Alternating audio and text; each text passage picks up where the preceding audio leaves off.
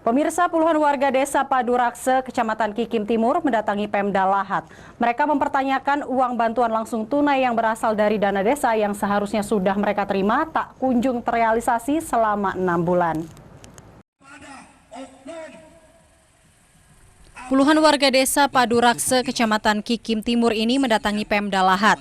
Aksi damai ini digelar lantaran sebanyak 80 warga desa yang sebelumnya masuk dalam kategori penerima manfaat dan memenuhi syarat sebagai penerima BLT dari dana desa dicoret pemerintah desa tanpa alasan dan pemberitahuan. Warga menyatakan tidak lagi menerima dana bantuan langsung tunai selama 6 bulan sejak Januari hingga Juni 2022. Mandeknya penyaluran BLT dana desa ini dipertanyakan warga. Selain menuntut pencairan dan memasukkan nama mereka sebagai penerima manfaat, warga juga menuntut transparansi serta kinerja pemerintah dalam mengelola pemerintahan desa. Aspirasi atas adanya dugaan BLT dan desa Padurakse ini tidak dicairkan oleh oknum kepala desa dari bulan Januari sampai dengan bulan Juni. Kabid Pemerintahan Desa Dinas Pemberdayaan Masyarakat Desa Kabupaten Lahat, Ari Effendi menyatakan dana desa yang di dalamnya termasuk anggaran BLT sudah masuk ke kas desa.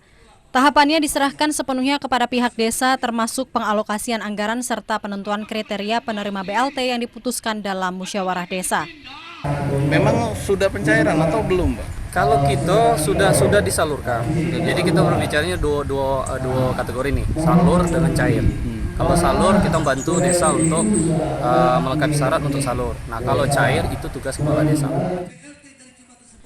Sejumlah keluhan warga antara lain penerima double dan data ganda, penerima yang sudah pindah, bahkan ada yang sudah 4 tahun namun masih menerima dan keluarga tidak termasuk meski memenuhi kategori penerima manfaat. Dari Lahat, Bala Putra, iNews melaporkan.